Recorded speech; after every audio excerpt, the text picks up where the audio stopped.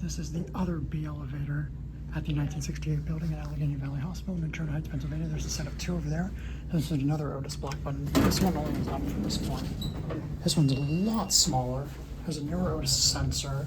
Up to 3. It went right to a nurse's station, the other elevators. Hopefully it's not right to a nursing station. This one here go up. I think this one might have a little more character. Other than that, it's similar but smaller. Here are 3.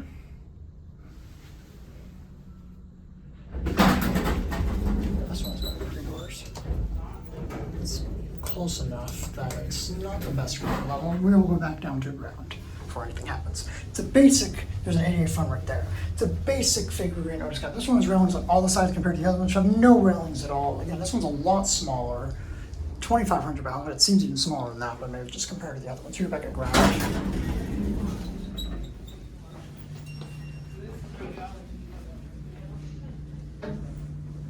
That's gonna be it.